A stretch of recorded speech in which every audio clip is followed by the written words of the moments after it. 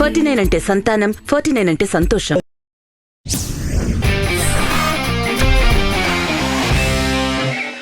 ఇప్పట్లో చాలామందికి అంటే శీతాకాలంలో చాలామంది రెస్పిరేటరీ ప్రాబ్లమ్స్తో చాలామంది ఫేస్ చేస్తూ ఉన్నారు. దాని రిలేటెడ్ ప్రాబ్లమ్స్ గురించి చాలా ఇబ్బందులు కూడా పడుతూ ఉన్నారు.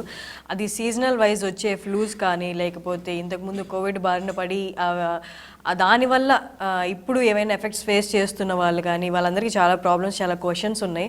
సో ఆ క్వశ్చన్స్ అన్ని క్లియర్ చేయడానికి మనకి ఈ సీజనల్ వైజ్ వచ్చే ఫ్లూస్ గురించి కొంచెం ఇన్ఫర్మేషన్ పాస్ చేసి జాగ్రత్తలు చెప్పడానికి మనతో ఇవాళ అపోలో నుండి డాక్టర్ శ్రీకర్ దారిశెట్టి గారు ఉన్నారు. Hello sir. Hello, thank you so much sir. ఐడ్రీమ్కి వచ్చి మాకు కొంచెం టైం ఇచ్చి ఇప్పుడు ప్రెజెంట్లీ ఇష్యూస్ ఏమేమి ఉన్నాయో రెస్పిరేటరీ దాని గురించి షేర్ చేసుకోవడానికి వచ్చారు. Thank you so much sir. So firstly మనం రెస్పిరేటరీ ఇన్ఫెక్షన్స్తో స్టార్ట్ చేద్దాం సార్. ఎందుకంటే అవే ఇప్పుడు చాలా వరకు ఉన్నాయన్నమాట, చాలా వరకు ప్రివైల్. ఇప్పుడు కరెంట్లీ శీతాకాలం వచ్చింది అంటే అవే ఉంటాయి ఎక్కువ. సో చాలామంది సర్చ్ చేస్తున్నారు కూడా ఈ శీతాకాలంలో రెస్పిరేటరీ ప్రాబ్లమ్స్ గురించి, ఇష్యూస్ గురించి. సో దాని గురించి, ఇన్ఫెక్షన్స్ గురించి, ఏ కైండ్ ఆఫ్ ఇన్ఫెక్షన్స్ వస్తాయి ఈ సీజన్లో, అండ్ ఆల్రెడీ రెస్పిరేటరీ ప్రాబ్లమ్స్ ఉన్న వాళ్ళు ఏ జాగ్రత్తలు తీసుకోవాలో కొంచెం చెప్పండి సార్. థ్యాంక్ యూ అండి. సో మనకి తెలిసింది ఏంటంటే వింటర్ స్టార్ట్ అవగానే చలితో పాటు అదేంటంటే ఒక పార్ట్ అండ్ పార్సెల్ లాగా మనకి ఈ ఇన్ఫెక్షన్స్ కూడా వస్తాయి. సో రెస్పిరేటరీ ట్రాక్ట్ ఇన్ఫెక్షన్స్ అంటే కారణాలు చాలా ఉంటాయి. అది వైరల్ ఇన్ఫెక్షన్స్ అవ్వచ్చు, లేకుంటే బ్యాక్టీరియల్ ఇన్ఫెక్షన్స్ అవ్వచ్చు. Otherwise we call them commonly as pneumonias. కొంచెం రేరర్ కాజెస్ ఏంటంటే ఫంగల్ ఇన్ఫెక్షన్స్. సో మనం ముఖ్యంగా వైరల్ ఇన్ఫెక్షన్స్ గురించి మాట్లాడతాం, ఎందుకంటే అది మోర్ దెన్ 70% అవే, 70 to 80% అవే ఉంటాయి. ఇది కూడా మనకి సీజన్లో మోస్ట్ కామన్గా వచ్చేది ఏంటంటే ఇన్ఫ్లుయెన్జా, ఫ్లూ అని మనం కామన్గా అంటాం. ఫ్లూ కాకుండా వేరే ఇన్ఫెక్షన్స్ కూడా, కోల్డ్స్ ఉంటాయి, సీజనల్ కోల్డ్.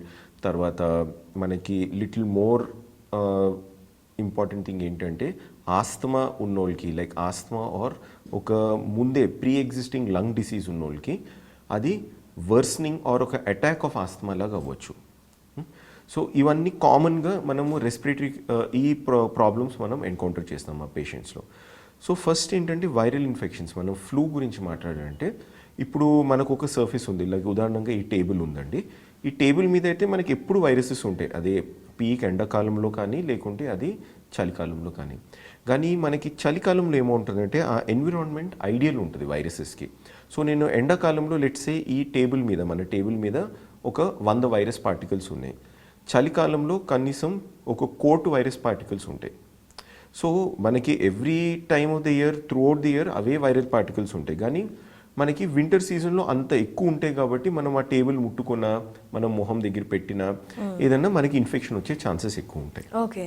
సో అందుకని ఈ సింపుల్ రీజన్ వల్ల మనకి వింటర్ సీజన్ అప్పుడు ఎక్కువ ఛాన్సెస్ ఉంటాయి ఇన్ఫెక్షన్స్ రావడానికి.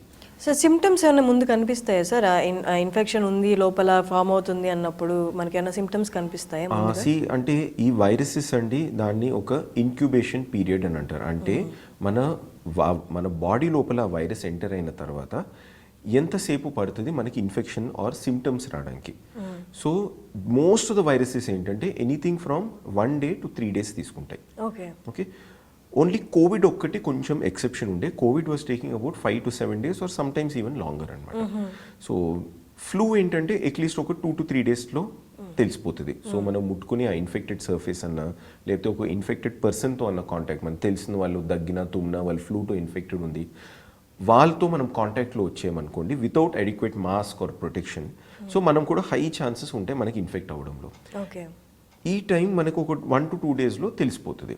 సో ఫస్ట్ జనరల్గా ఎట్లా ఉంటుందంటే మనకి లోపల తెలిసిపోతుంది కొంచెం అదోలాగా, అంటే మనకి కొంచెం జ్వరం వచ్చినట్టు అనిపించడం, జ్వరం ఉండకపోవచ్చు కూడా, or very low fever first ఉండొచ్చు, 98, 99 degrees, 99.2 అట్లా ఉండొచ్చు.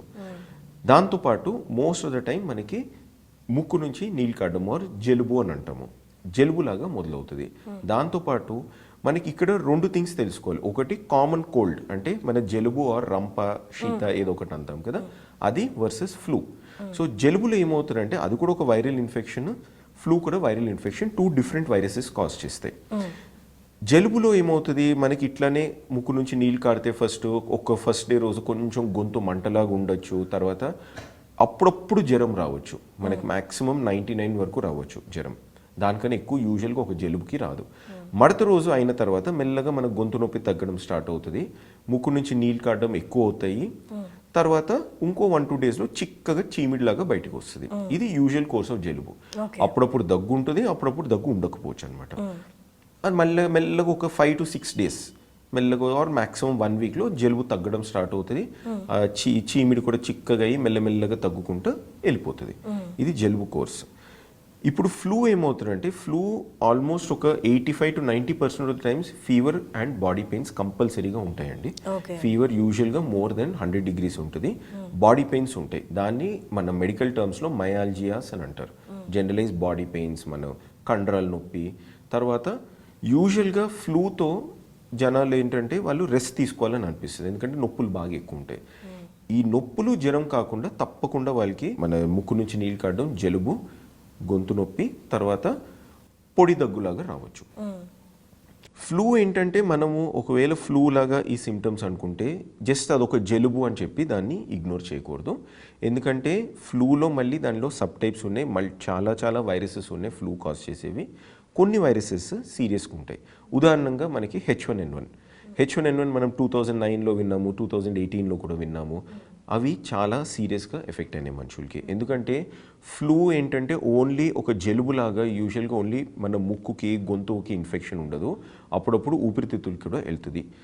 జనరల్గా జనాలకి ఇమ్యూనిటీ తక్కువ ఉన్నా, లేకుంటే ముందు ఉన్న వేరే జబ్బులు ఏమైనా ఉంటాయి అంటే లైక్ డయాబెటీస్ ఉండొచ్చు, హార్ట్ డిసీజ్ ఉండొచ్చు, లేకుంటే స్మోకర్స్ తర్వాత వెరీ సివియర్ ఆస్మైటిస్, ఇట్లాంటి వాళ్ళలో హయ్యర్ ఛాన్స్ ఉంటుంది అది న్యూమోనియా కాజ్ చేయడానికి. కానీ మనం తెలుసుకోవాల్సింది ఏంటంటే ఒక నార్మల్ పర్సన్, హెల్దీగా ఉన్న పర్సన్లో కూడా నింబులాగా రావచ్చు. దాన్ని వైరల్ న్యూమోనియా అని అంటారు.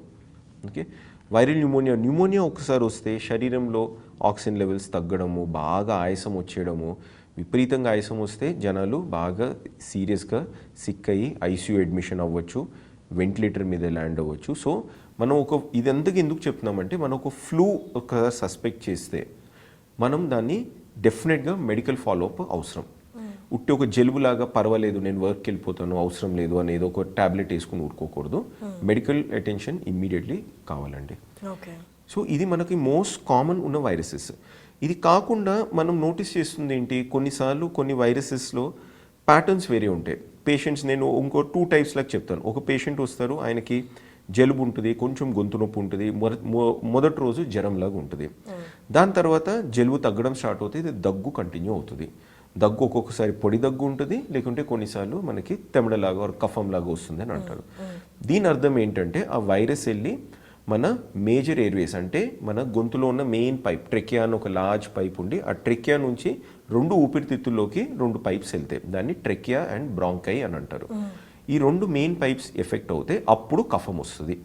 దాన్ని బ్రాంకైటిస్ అని అంటారు.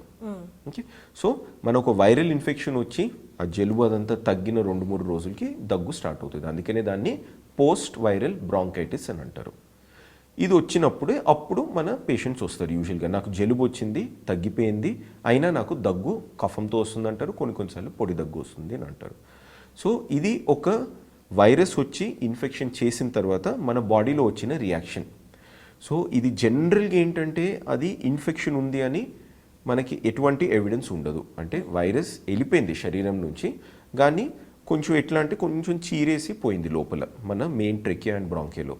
సో ఆ స్లైట్ వాపు ఆర్ ఇన్ఫ్లమేషన్, దాన్ని బ్రాంకైటిస్ అని అంటారు. దానివల్ల మనకి వెట్ కాఫ్ ఆర్ కఫం వస్తుంది.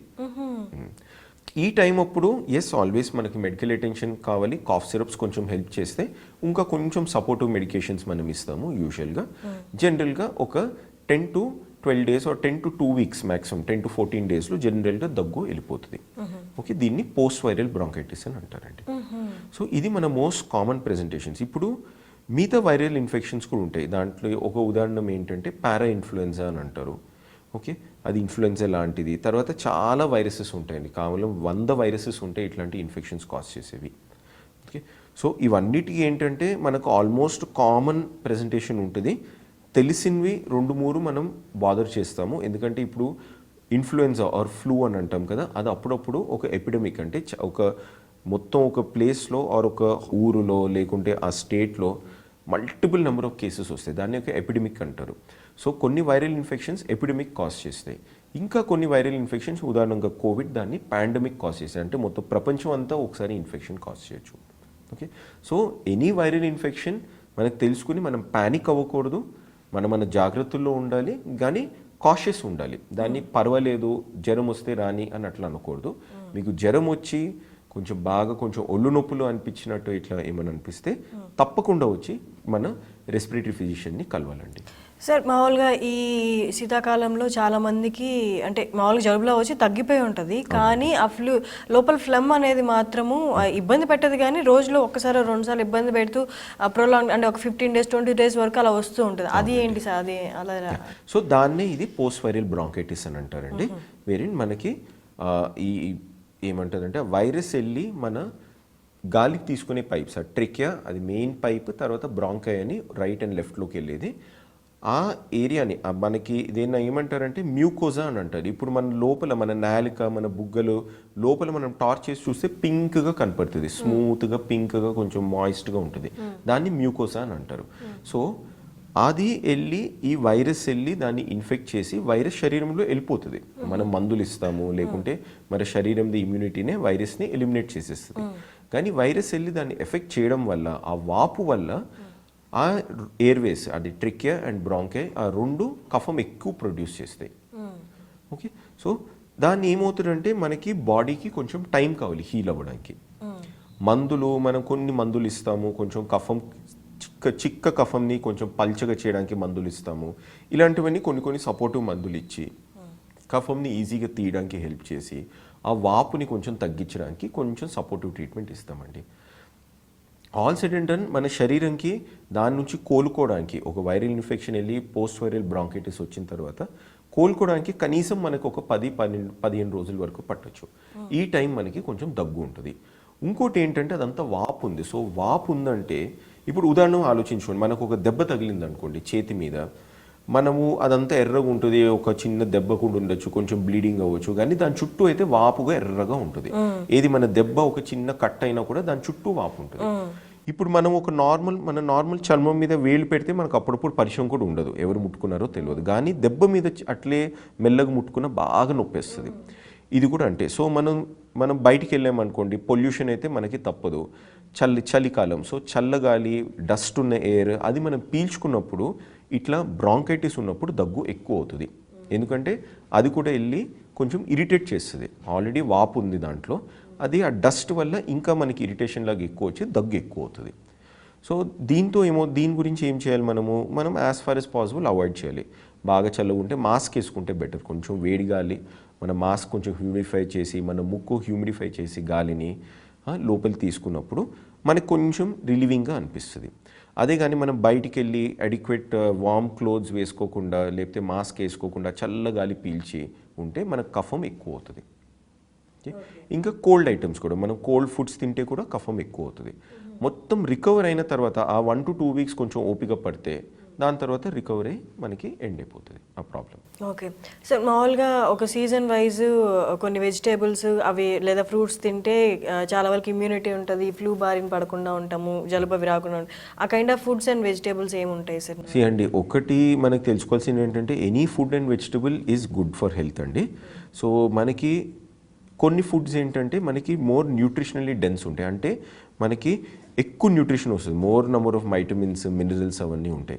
ఉదాహరణంగా మన సిట్రస్ ఫ్రూట్స్ అంటాం, అంటే మన నారింజ పండ్లు, కమలకాయలు, దెన్ దానిమ్మ పండు, సో ఇవన్నీ బత్తాయిలు, ఇవన్నీ ఆ సిట్రస్ ఫ్రూట్స్లో వైటమిన్ సి కొంచెం ఎక్కువ ఉంటుందండి. సో టెంటేటివ్గా ఏ ఫుడ్ వల్ల మనకి ఇమ్యూనిటీ పెరిగిపోయి మనకి ఇన్ఫెక్షన్స్ తగ్గుతుంది అన్నట్ల ఎటువంటి ఎవిడెన్స్ లేదు. కానీ ఓవరాల్ మనం ఒక హెల్దీ డైట్ మెయింటైన్ చేస్తే chances of infection or always lesser. కానీ ఒక్క సింగిల్ ఫుడ్ దీనివల్ల ఆర్ మీరు నిమ్మరసం తాగితే దానివల్ల మనకి ఇమ్యూనిటీ పెరుగుతుంది అట్లాంటి ఎటువంటి ఎవిడెన్స్ లేదండి. ఓవరాల్ ఒక హెల్దీ బ్యాలెన్స్ డైట్, మనం వెజిటేరియన్ అవ్వచ్చు, నాన్ వెజిటేరియన్ అవ్వచ్చు, అన్నిట్లో మనకి ఇంత కార్బోహైడ్రేట్స్ అనేది పోవాలి, ఇంత అన్నం రొట్టెలు అని పోవాలి, ఇంత కూర పోవాలి, ఓకే, ఇంత పప్పు అని పల్సెస్ అని పోవాలి, ఇంత ఫ్రూట్స్ అని పోవాలి. ఈ బ్యాలెన్స్ పోర్షన్ మెయింటైన్ చేస్తే మన ఇమ్యూనిటీ బెస్ట్ ఉంటుంది. దాంతోపాటు మనకి ఎక్సర్సైజ్ కూడా చాలా ముఖ్యం. సో సిట్రస్ ఫ్రూట్స్ వల్ల మనకి ఎక్స్ట్రా ఇమ్యూనిటీ రావడం అలా ఏముండదా సార్? అలా ఎగ్జాక్ట్గా ఏముండదండి. ఏంటంటే మనకి ఏమవుతుందంటే మన citrus fruits will cause immunity ఇలాంటి మన స్టేట్మెంట్ చదవగానే మనము మిగతా పదార్థాలన్నీ అవాయిడ్ చేసి ఓన్లీ సిట్రస్ ఫ్రూట్స్ తినడం స్టార్ట్ చేసాం. సో అట్లా చేయకూడదు. సిట్రస్ ఫ్రూట్స్ కూడా ఒక పార్ట్ ఆఫ్ ద డైట్ అంతే, అంటే ఒక 10-15% కాన్స్టిట్యూట్ చేస్తుంది.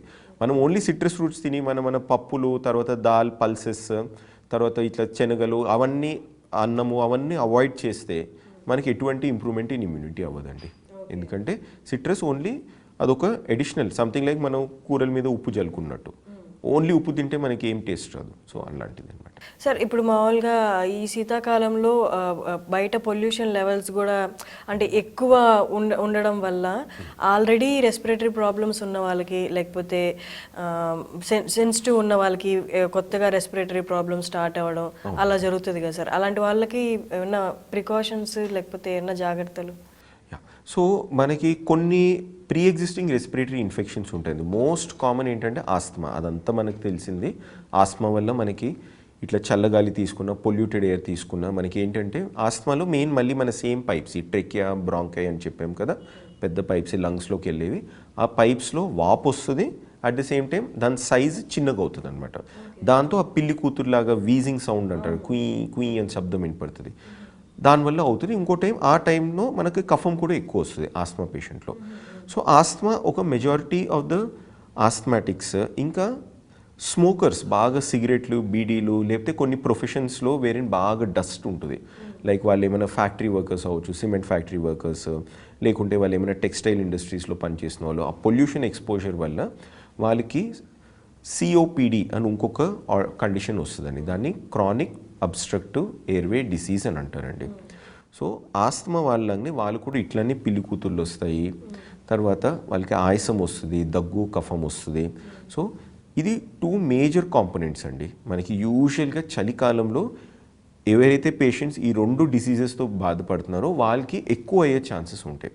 దాన్ని అక్యూట్ వర్సనింగ్ ఆఫ్ ఆస్తమా లేకుంటే అక్యూట్ వర్సనింగ్ ఆఫ్ సిఓపిడి అంటారు. అంటే వాళ్ళు నార్మల్గా ఆల్రెడీ మెడిసిన్స్ తీసుకుంటున్నా, టైంకి తీసుకుంటున్నా, మీరు చెప్పినట్టు ఇట్లా పొల్యూషన్ ఉన్న గాలి, బాగా పొల్యూటెడ్ ఎయిర్ లోపల పీల్చుకున్నా, లేకుంటే బాగా చల్లిగా ఉన్న చోటకి వెళ్ళినా, లేకుంటే ఏమైనా ఇట్లా వైరల్ ఇన్ఫెక్షన్స్ వచ్చినా, వాళ్ళకి జలుబు పట్టినా కూడా అది వాళ్ళ ఆస్తమా వర్సన్ చేయొచ్చు. సో వైరల్ ఇన్ఫెక్షన్స్ వల్ల కూడా వాళ్ళకి ఒక ఆస్తమా వర్సనింగ్ అవ్వచ్చు, లేకపోతే సిఓపిడి వర్సనింగ్ అవ్వచ్చు.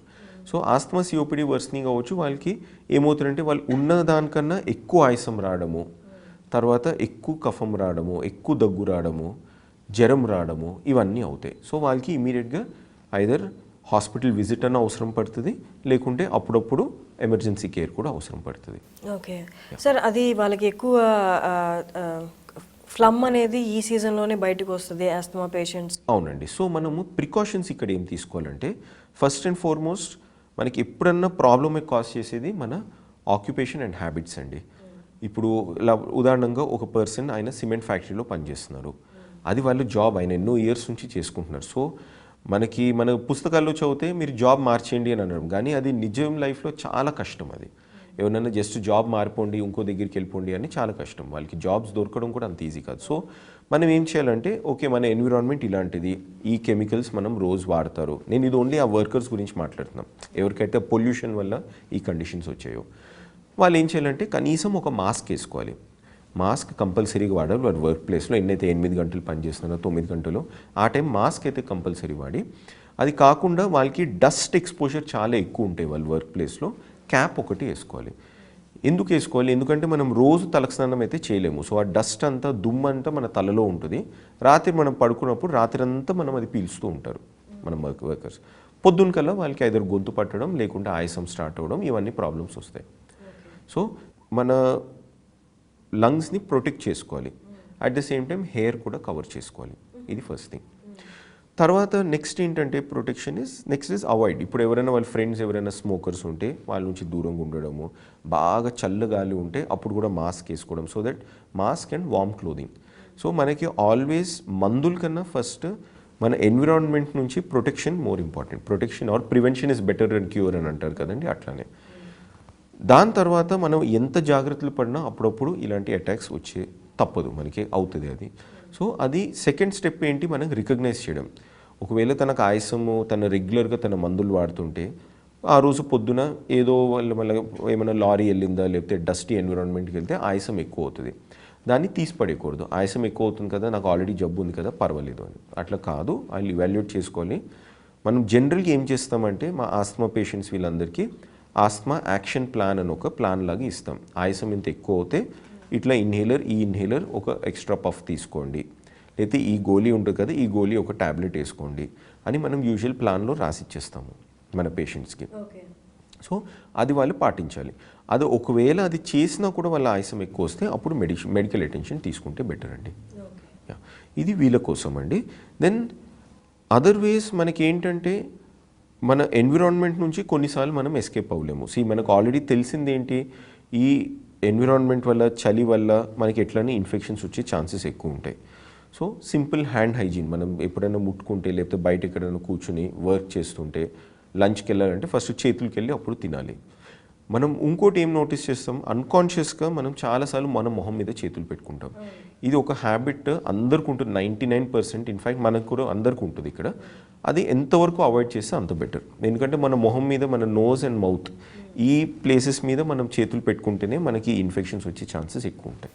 ఓకే సార్, కానీ బై బర్త్ ఆస్తమా వచ్చిన వాళ్ళకు ఉంటుంది కదా సార్? అవునండి, అది జెనెటిక్ కాంపోనెంట్ ఉండొచ్చు. సో వాళ్ళకి కొన్ని ఎలర్జీస్ ఉంటాయి. ఎలర్జీ ఏంటంటే ఆ పర్సన్కి స్పెసిఫిక్ ఉంటుంది. లెట్స్ సే ఇక్కడ 3 మనుషులు ఉన్నారు, ఒకరికి పల్లికి ఎలర్జీ ఉంది. తను పల్లి తింటే తనకి రియాక్షన్ వస్తుంది. అది బాగా దద్దుల్లాగా రావచ్చు, లేకపోతే ఆయాసం రావచ్చు, లేకపోతే ఇట్లా పెదాలు ఉబ్బడము, ఆయాసం, మన గాలి పీల్చుకోలేకపోవడము, ఇవన్నీ దాన్ని ఎలర్జిక్ రియాక్షన్ అంటారు, సివియర్ ఎలర్జిక్ రియాక్షన్ అంటారు. అది రావచ్చు. మిగతా వాళ్ళకి పల్లీలు ఎలర్జీ లేవు కాబట్టి అదే ఏజ్లో ఉన్న వాళ్ళకి ఏం అవ్వదు. సో ఎలర్జీస్ అనేది పార్ట్లీ జెనెటిక్ ఉంటాయండి. ఎవరికి ఏ ఎలర్జీ ఉంటుందో అది ఇంపాసిబుల్ చెప్పడం, అది మనకి లైఫ్ ఎక్స్పీరియన్సెస్తోనే తెలుస్తాయి. బట్ మనకి ఏంటంటే ఆ ఎలర్జీ ఒకవేళ ఒక సివియర్ ఎలర్జిక్ రియాక్షన్ వస్తే ఒక పదార్థానికి, అది ఏదన్నా అవ్వచ్చు, అది తిండి పదార్థాలు అవ్వచ్చు, అది మెడిసిన్ అన్న అవ్వచ్చు, లేకుంటే డస్ట్ అవ్వచ్చు. లైక్ ఫర్ ఎగ్జాంపుల్ వాళ్ళు గార్డెన్లోకి వెళ్తే ఆ గడ్డి వల్ల ఎలర్జీస్ రావచ్చు. అలాంటి ఎలర్జీస్ యూజువల్గా లైఫ్ లాంగ్ ఉంటాయండి. ఓకే. సో వాళ్ళు ఒకవేళ తనకి ఏమైనా ఫిష్ ఆర్ చేపకి ఎలర్జీ ఉందనుకోండి, ఒకసారి వచ్చింది కదా ఇంకోసారి ఏమవుదు అని అట్లా చేయకూడదు. సో అది లైఫ్ లాంగ్ ఎలర్జీ ఉండే ఛాన్సెస్ ఉంటాయి. సో వాళ్ళు ఆస్తమా వస్తుందో లేదో కూడా మనం ఎగ్జాక్ట్గా చెప్పలేము. Majority of them asthma, sinusitis, తర్వాత కళ్ళు ఎర్రగా అవడం, ఇచ్చిగా మనకు దురదలు పెట్టడము, ఇవన్నీ ప్రాబ్లమ్స్ దాంతోపాటు ఉంటాయి. ఇది మీరు అన్నట్టు బై బర్త్ ఉన్నవి. కొంతమందికి ఏంటి ఉంటుందంటే వాళ్ళకి కొంచెం లేటర్ ఇన్ లైఫ్ కూడా రావచ్చు. అంటే 3-4 ఏళ్ళ వయసుకి, కొంతమందికి టీనేజ్లో 13 ఏళ్ళ తర్వాత రావచ్చు. కొంచెం రేరర్ ఏంటంటే వాళ్ళకి అడల్ట్ లైఫ్లో కూడా రావచ్చు. అంటే పెద్దగా అయిన తర్వాత కూడా వాళ్ళకి ఆస్తమా వచ్చిన వాళ్ళు జనరల్గా వాళ్ళకి ఎలర్జీస్ ఉండవండి. అదర్ రీజన్స్ వల్ల వాళ్ళకి ఆస్తమా రావచ్చు. మేబీ బికాస్ ఆఫ్ వాళ్ళ వర్క్ ప్లేస్ వల్ల. మనం ఇదే ఉదాహరణ ఇచ్చాము కదా, డస్టీ ఎన్విరాన్మెంట్లో, ఆర్ వాళ్ళు ఫర్ ఎగ్జాంపుల్ మన బియ్యం మిల్లో పనిచేస్తున్నారు, ఆ దుమ్ము పీల్చి మెల్లగా 10 years తర్వాత వాళ్ళ 30sలో ఆస్తమా లాగా రావచ్చు. దాన్ని వర్క్ ప్లేస్ రిలేటెడ్ ఆస్తమా అని అంటారండి. సో కారణాలు చాలా ఉంటాయి. ఎలర్జీస్ యూజువల్గా ఒక 50 to 60% of the asthma attacks cause చేస్తాయండి, ఆస్తమా కేసెస్. సార్, ఈ ఎలర్జీ వచ్చి తగ్గిన వాళ్ళు పట్టించుకోకపోతే లోపల ఫ్లమ్ అట్లే ఉండిపోయి ఆ తర్వాత వేరే ఇన్ఫెక్షన్స్ వల్ల దేని వల్ల లేటర్ ఆన్ స్టేజెస్లో అది అలాగే నెమ్ము లోపల ఉండిపోయి కంటిన్యూ అయ్యే ఛాన్సెస్ ఉండి ఆ కైండ్ ఆఫ్ కేసెస్ ఉంటాయి సార్? సో మనకి ఏంటంటే అండి, ఒక్కసారి ఆస్తమా డయాగ్నోజ్ అవుతే, ఇప్పుడు ఎట్లా ఉందంటే మనకి ఇంటర్నెట్ ఒక blessing in disguise and of course ఒక ప్రాబ్లం కూడా. మనం ఓన్లీ బ్లెస్సింగ్ గురించి మాట్లాడదాం. వేరేన్ ఒక పర్సన్కి వాళ్ళ జబ్బు గురించి ఒక మంచి ఐడియా వచ్చే చాలా వెబ్సైట్స్ ఆర్ ఇన్ఫర్మేషన్ ఉన్న పేజెస్ ఉంటుంది. సో ఒకసారి వాళ్ళ కంప్లైంట్స్తో వాళ్ళు ఒకవేళ వెళ్ళి డాక్టర్ దగ్గర ఆస్తమా అని కన్ఫర్మ్ అవుతే, ఆస్తమాకి ఏవైతే మందులు తీసుకోవాలో, ఆస్తమాతో ప్రాబ్లం ఏంటంటే వాళ్ళు అటాక్ వచ్చినప్పుడు బాగా బాధపడతారు, దగ్గు రావచ్చు, మీరు అన్నట్టు కఫం లాగా ఉండిపోవచ్చు లోపల, విపరీతంగా ఆయాసం రావచ్చు. వాళ్ళు మందులు తీసుకుంటే మామూలు మనుషుల్లాగానే కనపడతారు. ఓకే, వాళ్ళు ఉరకచ్చు, మెట్లు ఉరుక్కుంటే ఎక్కచ్చు, వాళ్ళు మ్యారథాన్ రేసెస్ కూడా పరుగెత్తచ్చు. సో మనకి ఒక ఆస్తమా పేషెంట్ తన మందులు టైం టు టైం తీసుకుంటే తనకి ఎటువంటి రెస్ట్రిక్షన్స్ యూజువల్గా ఉండవు. Okay, most of the time. So కానీ మందులు మాత్రం టైంకి తీసుకోవాలి. వాళ్ళు మందులు డోసేజ్ తగ్గించడం కానీ లేకుంటే ఫ్రీక్వెన్సీ తగ్గించడం, ఇలాంటివన్నీ ఓన్లీ వాళ్ళు క్వాలిఫైడ్ డాక్టర్ చెప్తేనే ఆ పని చేయాలి. లెట్స్ సే వాళ్ళు ఒక 400 స్ట్రెంత్ ఇన్హేలర్ తీసుకుంటున్నారు, నాకు బాగానే ఉంది కదా అని తన సొంతంగానే దాన్ని 200 or 100 చేయకూడదు. Exactly self reduction in medication కానీ లేకపోతే సెల్ఫ్ ఇంక్రిమెంట్, నాకు సరిపోవట్లేదు నేను ఇవాళ 800 తీసుకుంటాను అట్లా చేయకూడదు. ఎందుకంటే కారణాలు every time only asthma worsening వల్ల ఉండకపోవచ్చు. ఓకే, సో తగ్గించడం మాత్రం ఓన్లీ డాక్టర్ చూసి వాళ్ళ లంగ్ ఫంక్షన్ టెస్ట్ అసెస్ చేసి దాని తర్వాత తగ్గించడం అనే పని అది డాక్టర్ చేస్తేనే సరిగ్గా ఉంటుంది. లేకుంటే సొంతంగా తగ్గిస్తే మళ్ళీ సివియరిటీ పెరగచ్చు. మామూలుగా ఇప్పుడు ఈ ఫ్లూ వచ్చి లేకపోతే సీజనల్ ఇన్ఫెక్షన్స్ వచ్చి జలుబు వచ్చిన వాళ్ళకి, బ్రీతింగ్ ప్రాబ్లం వచ్చిన వాళ్ళకి కూడా చాలా మంది ఇన్హేలర్ ఇచ్చేస్తుంటారు సార్. ఇంట్లో ఎవరైనా వాడుతూ ఉంటే అది ఇచ్చేస్తుంటే అది ప్రాబ్లమాటిక్ కదా? అది ప్రాబ్లమాటిక్ అండి. ఎస్పెషలీ మనకి ఏంటంటే ఫ్లూ, ఇన్ఫ్లుయెన్జా అండ్ మనం కొన్ని వేరియంట్స్ చూసాం కదా, మనం స్వైన్ ఫ్లూ గురించి విన్నాము, బర్డ్ ఫ్లూ గురించి విన్నాం. ఇవన్నీ ఏంటంటే మనకి ఆ జలుబు తర్వాత ఫ్లూ ఉన్న డిస్కస్ చేసిన ప్రీవియస్ సిమ్టమ్స్ కాకుండా వీళ్ళలో యాక్చువల్గా వైరల్ న్యూమోనియా ఆర్ నింబు కాజ్ చేస్తుంది. వేరెన్ మనకి ఎక్స్రే చూస్తే నింబులాగా క్లియర్గా కనపడుతుంది అండ్ పేషెంట్కి బాగా ఆక్సిజన్ లెవెల్స్ తక్కువైపోతే రక్తంలో బాగా ఆయాసం వస్తుంది. సో ఆస్తమా పేషెంట్ కూడా తనకి ఆక్సిజన్ లెవెల్స్ తక్కువైనా లేకుంటే ఇట్లా ప్రాపర్గా జలుబు వచ్చి తర్వాత చీమిడిలాగా ఎక్కువ వచ్చి ఒక వైరల్ అప్పర్ రెస్పిరేటరీ ఇన్ఫెక్షన్, అది జలుబు లాగా అనిపించిన ఆయాసం ఎక్కువైనా ఇమ్మీడియట్గా హాస్పిటల్కి వెళ్ళాలి. జస్ట్ ఇన్హేలర్ ఇంక్రీజ్ చేసుకుని అట్లా ఊరుకోకూడదు. ఎందుకంటే కొన్ని వైరసెస్ ఈ వైరల్ న్యూమోనియాస్ కాజ్ చేయగలుగుతాయి అండ్ దానికి మనకి హాస్పిటల్లో అడ్మిషన్ అవసరము, ఆక్సిజన్ ఇవ్వడం అవసరము. అప్పుడప్పుడు ఇంకా బాగా సివియర్ అవుతే వెంటిలేటర్ సపోర్ట్ కూడా ఇవ్వడం చాలా ముఖ్యం. అప్పుడు ఓన్లీ మన ఇన్హేలర్స్ పక్కన వాళ్ళది మన ఫ్యామిలీది ఇన్హేలర్స్ కొట్టుకుంటే యాక్చువల్గా ఇంకా ప్రమాదమైన సిచ్యువేషన్లోకి వెళ్తారు. అందుకనే ఎప్పుడన్నా ఆయాసం వచ్చి, అది ఆస్మా పేషెంట్ అయినా ఆయాసం వచ్చి తన యాక్షన్ ప్లాన్ ప్రకారము తనకి ఒకవేళ ఆ extra puffs are extra nebulisers తీసుకున్న తగ్గకపోతే ఇమీడియట్ మెడికల్ అటెన్షన్ తీసుకోవాలి. ఓకే సార్, నెక్స్ట్ అంటే చాలా మందికి ఉన్న క్వశ్చన్ సార్, ఆఫ్టర్ కోవిడ్ చాలా మందికి ఏవేవో క్యాలిక్యులేషన్స్తో ఉన్నారు, ఆ ప్రాబ్లమ్స్ వస్తాయి, ఈ ప్రాబ్లమ్స్ వస్తాయి. సో మనం బేసిక్ యాక్చువల్లీ ఉన్నవి మాట్లాడదాం సార్. చాలా మందికి ఆఫ్టర్ కోవిడ్ ఒక 2-3 months తర్వాత 4-5 months తర్వాత కాఫ్, పొడి దగ్గు రావడము, అది కొంచెం పర్సిస్టెంట్గా ఉండడము అండ్ ఆ తర్వాత ఫ్లమ్ రావడము. ఫ్లమ్ ఎక్కువగా మార్నింగ్ టైమ్స్లో మామూలుగా అందరికీ వస్తుంది, అది కాకుండా వీళ్ళు కొంచెం ఎక్కువగా రావడం, డేలో 2-3 times రావడం. సార్ ఇవన్నీ అంటే మేజర్ అంటే ప్రాబ్లమాటిక్గా ట్రీట్ చేయాలా? సరే, కోవిడ్ కన్నా ముందు మనం ఒకసారి ఫ్లూ గురించి మాట్లాడదాం. ఫ్లూలో కూడా చాలామంది ఎస్పెషలీ ఎవరైతే వాళ్ళకి ఆక్సిజన్ రిక్వైర్మెంట్ ఉండేనో, ఆక్సిజన్ అవసరం పడిన వాళ్ళకి వాళ్ళు రికవర్ అయ్యి డిశ్చార్జ్ అయ్యి ఇంటికి వెళ్ళిన తర్వాత కూడా చాలామందికి ఇట్లా దగ్గు, తెమ్మడ ఉండొచ్చు, కఫం ఉండకపోవచ్చు కూడా. తర్వాత కొంచెం నీరసం కనిపించడము, ఒళ్ళు నొప్పులు, టైర్డ్నెస్, ఇవన్నీ కంప్లైంట్స్ ఉండేయండి. Okay, so same thing Covid కూడా. ఒకవేళ ఒక వైరస్ కానీ లేకపోతే ఒక బ్యాక్టీరియల్ ఇన్ఫెక్షన్ ఏదైనా లంగ్ని ఎఫెక్ట్ చేసి ఒక నింబులాగా కాజ్ చేస్తే ఇవన్నీ సైడ్ ఎఫెక్ట్స్ ఉంటాయి. కోవిడ్ ఒక్కటి ఏంటంటే మనకి ఎందుకు ఈ థాట్ ప్రాసెస్ మనకి ఎందుకు స్టార్ట్ అయింది, ఎందుకంటే కోవిడ్ తర్వాత వచ్చిన సైడ్ ఎఫెక్ట్స్ లాంగ్ డ్యూరేషన్ ఉంటున్నాయి. దాన్ని post Covid sequelae or long Covid అని అనడం స్టార్ట్ చేసాము. లంగ్ వరకు ఏమవుతుందంటే యూజువల్గా దగ్గు వాళ్ళకి కోవిడ్ తర్వాత మెజారిటీ ఆఫ్ ద పీపుల్ వాళ్ళకి తగ్గిపోతుంది. కొంతమందికి ఒక 2 to 3 weeks వరకు ఉండొచ్చు, మరి ఇంకా కొంతమందికి అప్ టు 2 to 3 months వరకు ఉండొచ్చు. కానీ కోవిడ్ తర్వాత వచ్చిన కాఫ్ అయితే డెఫినెట్గా మనం ఇవాల్యుయేట్ చేయాలండి. ఎందుకంటే మనం ఎవ్రీ టైం అది ఓన్లీ కోవిడ్ వల్ల వచ్చిందని బ్రష్ ఆఫ్ చేయలేం. Especially if the cough is మనకి 1 month కన్నా ఎక్కువ కాఫ్ పర్సిస్ట్ అవుతుందంటే అది తప్పకుండా ఇవాల్యుయేట్ చేయాలి. ఎందుకంటే కొన్ని కండిషన్స్ ఏమవుతుందంటే కోవిడ్ ఆర్ వేరే వైరల్ ఇన్ఫెక్షన్స్ కూడా రికవర్ అయిన తర్వాత లంగ్లో కొంచెం మచ్చల్ని ఇచ్చిపెడుతుంది. ఓకే, సో ఆ మచ్చలు దేనివల్ల ఉందో మనకి ఇన్ఫ్యాక్ట్ మనం ఎక్కువ మెడికల్ టర్మినాలజీ మాట్లాడకుండా దాన్ని పోస్ట్ కోవిడ్ ఫైబ్రోసిస్ అని అంటారు.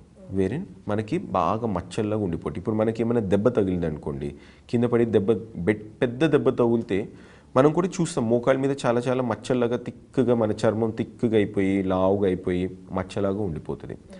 ఇట్లానే మనకి ఊపిరితిత్తులో బాగా severe COVID or moderate COVID వేరే మనకు ఆక్సిజన్ రిక్వైర్మెంట్ అవసరం ఉన్నప్పుడు ఆ స్టేజ్ ఒకవేళ కోవిడ్ ఉంటే ఇట్లా మచ్చల్లాగా ఇచ్చిపెడుతుందండి ఊపిరితిత్తు మీద.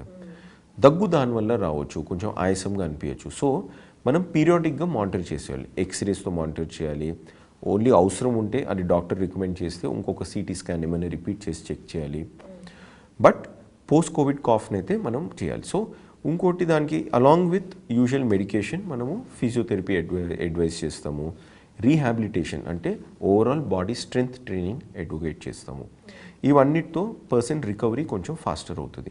ఇవన్నీ చేసినా కూడా అప్పుడప్పుడు మోడరేట్ అండ్ సివియర్ కోవిడ్లో మనకి వీక్స్ టు మంత్స్ పడుతుంది ఫుల్ రికవరీ అండ్ స్ట్రెంగ్త్ రావడానికి. ఇది కాకుండా కోవిడ్ ఇంకొక ప్రాబ్లం ఏం క్రియేట్ చేసిందంటే, కోవిడ్ వచ్చిన తర్వాత చాలామందికి కొంచెం సైకలాజికల్ ఇష్యూస్, చాలామందికి యాంగ్జైటీ అంటారు, అంటే ఉట్టిగానే గాబరా పడిపోవడము. జనాలు వచ్చి ఎట్లా చెప్తారంటే, నేను ఒకవేళ వాళ్ళ ఒక బిజినెస్ మ్యాన్ అనుకోండి, నా వర్క్ అంతా నా బిజినెస్ అంతా నేను కంఫర్టబుల్గా హ్యాండిల్ చేశాను, కోవిడ్ వచ్చిన తర్వాత అదే పని నేను సరిగ్గా కాన్సన్ట్రేట్ చేయలేకపోతున్నాను. సో దీన్ని post Covid anxiety or post Covid psychological issues అని అంటుండే. సో ఇవన్నీ part and parcel of Covid ఇది అండి. సిమిలర్గా ఏంటంటే మనకి కొంతమందికి హార్ట్ ఇష్యూస్ రావడము. సో ఇవన్నీ భయపెట్టడం కాదు, కానీ కోవిడ్ తర్వాత రికవర్ అయిన తర్వాత ఒకవేళ ఎక్కువగా నీరసంగా అనిపించినా, కొంచెం గుండె దడలాగా అనిపించినా, గుండె నొప్పిలాగా అనిపించినా, ఆయాసంగా ఇంకా అనిపించినా ఇమీడియట్గా మన పల్మనాలజిస్ట్ దగ్గర వచ్చి ఆర్ కార్డియాలజిస్ట్ విచ్ ఎవర్ మనకి ప్రాబ్లం ఉంటే అది మనం వచ్చి చూపించుకుంటే బెటర్ అండి. So that we can proceed further from there.